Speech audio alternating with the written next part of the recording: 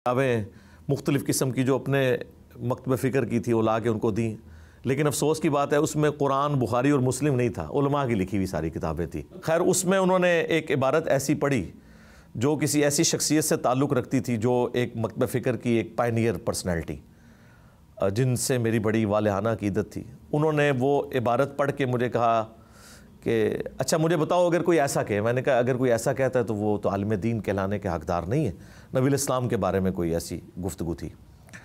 تو اس نے کہا یہ تمہارے بزرگوں نے لکھا ہوا ہے۔ وہ پہلا شوق تھا مجھے جو لگا کہ یار اتنے بڑے بڑے لوگ بھی غلطیاں کر سکتے ہیں۔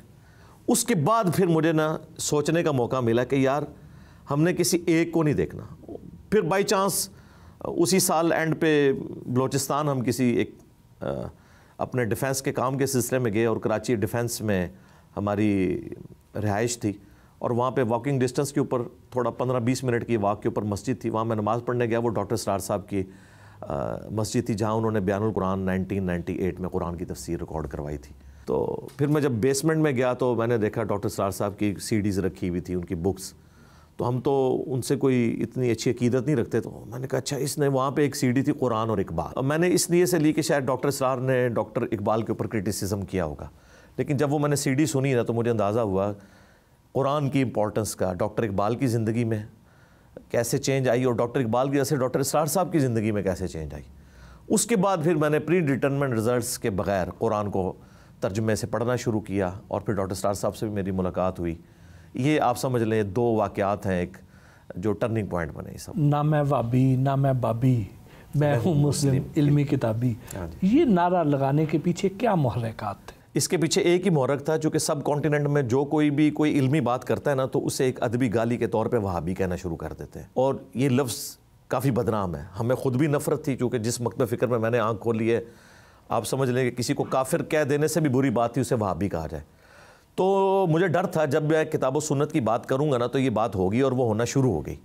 تو اس سے پہلے کہ یہ بات میرے بارے میں مشہور ہوتی، میں نے خود ہی اعلان برات کر دیا کہ نہ میں وہابی۔ اچھا بابی کا لفظ میں نے اس لیے ڈیوائز کیا کہ قرآن میں سورہ نساء میں اللہ تعالیٰ نے فرمایا کہ اللہ تعالیٰ برائی کے ساتھ ذکر کسی کا پسند نہیں کرتا سوائے اس کے جس پہ ظلم ہوا ہو۔ وہ اگر کوئی واویلا کرے تو اللہ تعالیٰ اسے ایکسیپٹ کرتا ہے کہ ٹھیک ہے اس پہ ظلم ہوا ہے تو وہ تو آگے سے بولے گا۔ اور سورہ شورا میں آیا کہ برائی کا بدلہ اتنے لیول کی برائی ہے، آپ کر سکتے ہو۔ کوئی ایک تھپڑ مارتا ہے تو آپ دوسرا تھپڑ اسے بھی ایک ہی تھپڑ مار سکتے ہو۔ تو چونکہ انہوں نے میرے لیے ایک لفظ ڈیوائز کیا وہابی، تو میں نے اس کے اگینسٹ بابی، یعنی تم اپنے بابوں کے پیروکار ہو۔ تو اب یہ ورڈ مکمل ہو گیا، ابھی تک تو وہابی چل رہا تھا، یہ بابی کی ٹرم میں نے ڈیوائز کی آ کے سب کانٹیننٹ میں۔ تو پھر میں نے کہا کہ بابی تم ہو، اور جو کتاب و سنت کی بات کرے تم اسے وہابی کہتے ہو، تو نہ میں وہابی نہ میں بابی، بس میں اتنا ہی کہتا تھا۔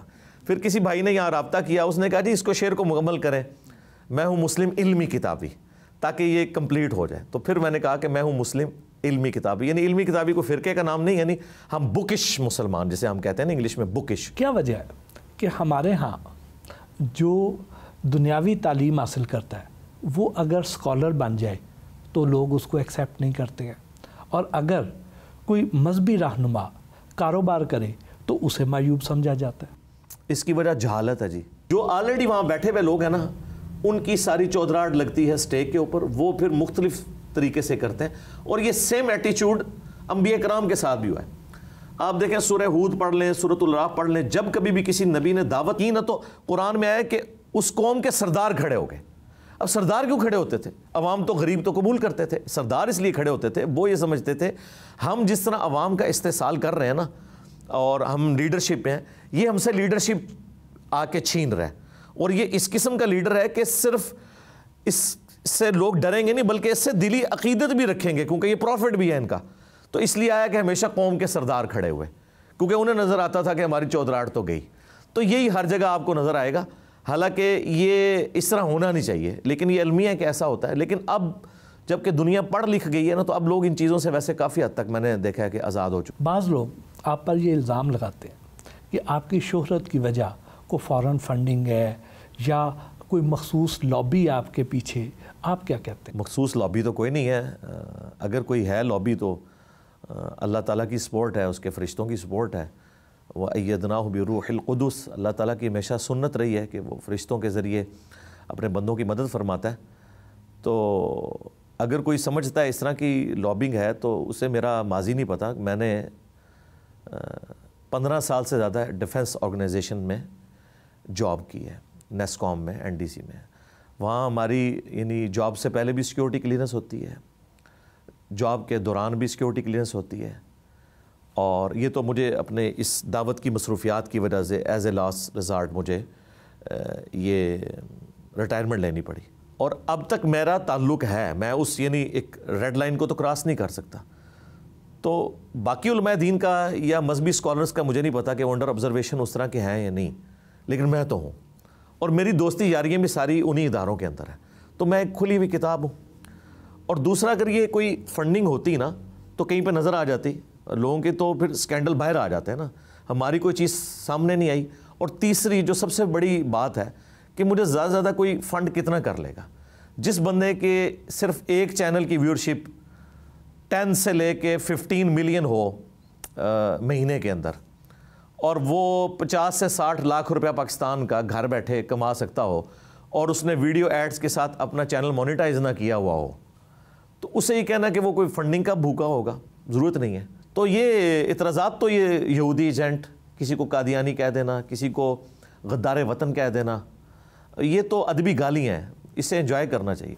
حساس موضوعات پر بڑا کھل کر بات کرتے ہیں. الحمدللہ. پاکستان میں اس طرح بات کرنا تو خطرے سے خالی نہیں ہوتا. اب صورتحال کافی بہتر ہو چکی ہے جی, یہ آپ کی بات ٹھیک ہے. آج سے تقریباً 20-25 سال پہلے جب کہ نان اسٹیٹ ایکٹرز اور وہ اسٹیبلشمنٹ کا کام بھی کرتے تھے اور اپنا کام بھی کرتے تھے, خصوصاً ضیاء الحق کے ماشاء اللہ سے آن ورڈ, تو اس وقت تو واقعی مشکل تھا. لیکن ابھی بھی اس حوالے سے مشکل ہے, تو میں نے کمپرومائز کیا نا جی. میری اب آپ سمجھ لیں پبلک لائف تو ختم ہو چکی ہے. 2 سال سے میں نماز مسجد میں نہیں پڑھتا, گھر میں پڑھتا ہوں. مجھے ایجنسیز کی طرف سے اسٹرکٹلی یعنی تاکید ہے, پبلک گیدرنگ میں نہیں جاتا, ورنہ میرے لیے کوئی مشکل ہے.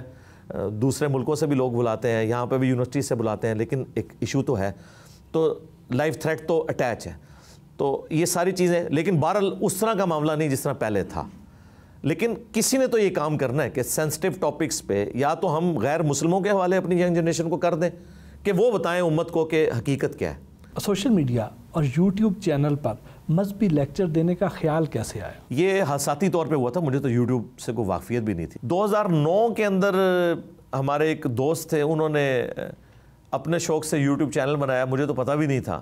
720085, ان کو یہ بھی نہیں پتا تھا, انہوں نے اپنے گھر کا جو فون نمبر ہے وہ اس کا نام رکھ دیا 720085.